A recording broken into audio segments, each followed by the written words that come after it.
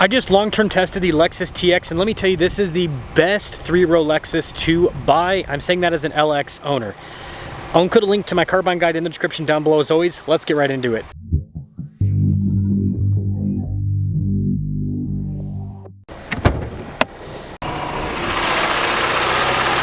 Under the hood is a turbo 2.4 liter four-cylinder that goes through an 8-speed. Fuel economy is 20 around town, 26 on the highway, with power outputs being 275 horsepower and then 317 pound-feet of torque. Now, if you also want to be considered the best in your segment, make sure you subscribe. Very boxy design with the hood. It raises up towards the center to make it look bigger. The headlight design in normal Lexus fashion is very sharp. We do have fog lights with this. And then notice that the front end is paint matched with a lot of elements. It creates a unique style. And the grille overall is very large, but I think this works decently well. But I do think Lexus has still kind of let this whole grille situation get out of hand a bit. The tire and wheel setup is 255 by 45 by 22. And you can see with the wheels, you've got the kind of like satin black, but then also gloss black. It's a pretty cool look. Painted fender flares too. F-Sport badge here on the side. We also happen to have the blacked out mirror caps, and then there's some blacked out trim on the electronic door handles. And then here is your side profile. Again, very boxy, so that means we're gonna have quite a bit of interior space. When it comes to key fob features, we've got the Lexus logo there on the back. On the front face, we have our lock and unlock, and then the opening for the hatch. They've got these controls for the third row to raise and lower them. We'll actually lower down the one side there. But yeah, there is plenty of storage space behind the third row. That's one of the biggest benefits of this, especially over the GX and even the LX. And not only that, because this is unibody, the packaging's a lot better, so the seat actually folds down flat to the cargo area. Giant light bar here on the back end with the Lexus badge. That will cap things off for the exterior of this TX. Let's now check out the interior. Keyless entry, by the way. We've got a sunshade here for the rear passengers. You can see the soft touch at the top, and then down below there's more soft touch as well. And then the seats are perforated all down the center here. You do have captain chairs. Legroom in the back is good. You have a little storage pocket there. And then we've got our own climate zone in the back. Heated, ventilated seats to match. And then at the bottom there's some USB ports. Some cup holders here in the center. The captain chairs are actually pretty close here, so there's not a lot of kind of like width space that way. So it's kind of a bit of a difference, but it's not bad at all. So I just hold this button down and that'll move the second row out of the way. But with the third row, seats are actually still pretty nice there. But you can fit adults back there. It's great for kids, and they also have the little recline function with some cup holders. And I do want to mention, this is a luxury car. They actually give you padding for the rear passengers. Keyless entry for up front, and let's check it out. Blind spot monitoring with the mirrors. I'm pretty sure this has acoustic glass up front. Yep, it definitely does. The mirrors power fold in. You also have lots of soft touch all over the door panel. F-Sport logo there on the headrest, but yeah, you've got the F-Sport style seats perforated all down the center with power adjustments and everything on the side. Memory seat functions here to the left of the steering wheel. Now with the steering wheel, we got a nice perforated trim, little F-Sport logo at the bottom. Paddle shifters on the back. We have adaptive cruise control with lane centering, volume, voice command controls, and there's regular stocks there on the back. Now you can see I've been averaging about 23 miles per gallon, so I think that's technically right in between because 20, 26, and I've been doing mixed driving. But yeah, this digital gauge cluster is customizable. You can change, how many gauges there are, the layout, all of that. We've got a nice 360 camera system. It fills in underneath the vehicle as the car moves.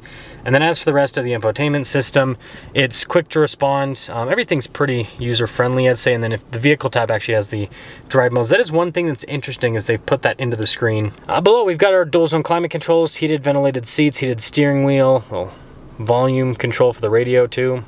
Bunch of USB ports, and then you've got shortcut buttons for like the parking assist, the camera, phone charging pad, and this has a fun party trick where you can open it up and it's storage space underneath. We've got some cup holders here off to the side, shifter for the 8-speed automatic, and then behind that we've got stuff for your auto hold, stability. It's like your off-road kind of drive mode, auto stop, start, hill descent, parking brake, and then with the center console, pretty good. Nice trim here on the top. Speaking of nice trim, I have like this random suede. I think it's the only suede that I see in the entire, actually, yeah, no, that is. I think it's like the only suede in the entire interior, which is really strange. Regular rear view mirror. This one doesn't have the camera system, and then we do have a panoramic center. And this one, as equipped, is $69,430. Let's take this out and talk about what it's like to live with. Lexus TX 350.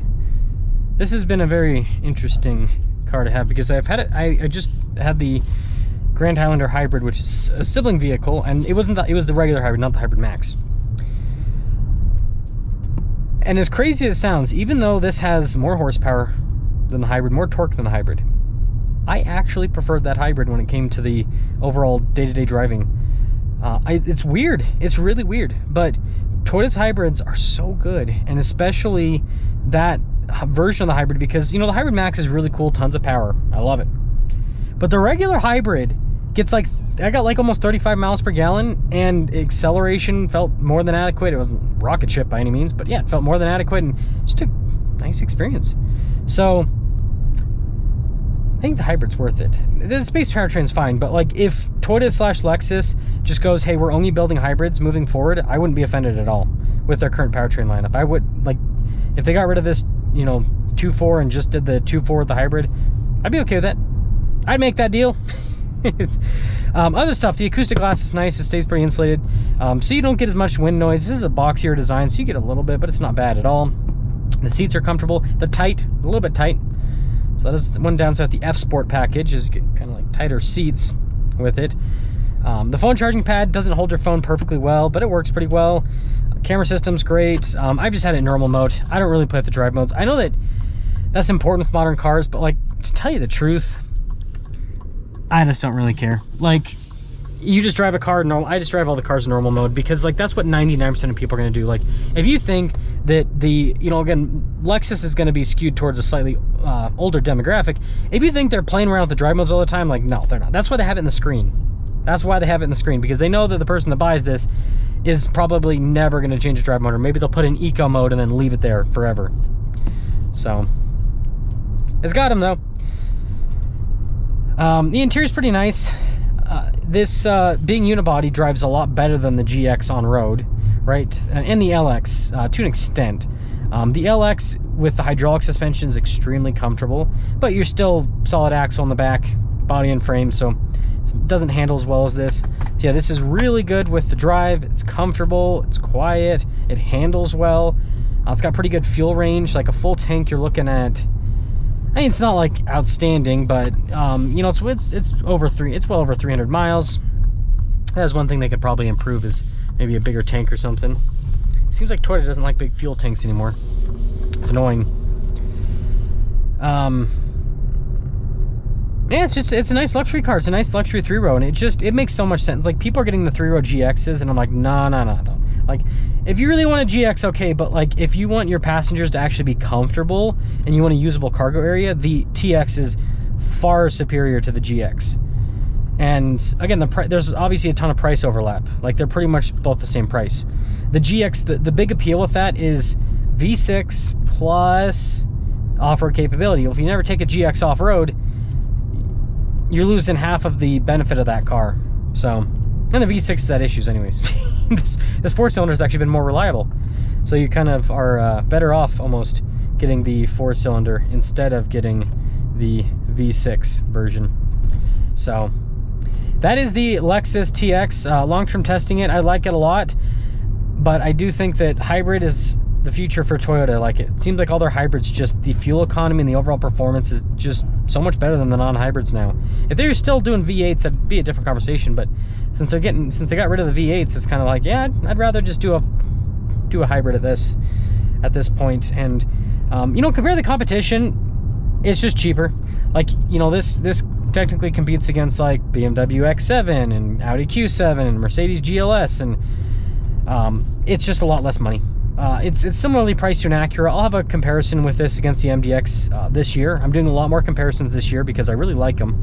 I like doing comparisons. But yeah, most of the competition's significantly more expensive.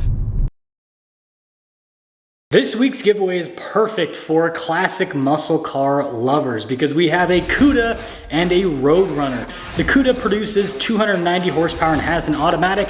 The Roadrunner produces 390 horsepower and has a manual. Both of them are obviously powered by V8s. Now, this particular giveaway is going to be ending fairly soon on November 2nd. So if you want to get in now and get some extra bonus entries, just use code BHC or click the link in the description down below or the pinned comment. Any donation, $25 or more, will give you 4x bonus entries.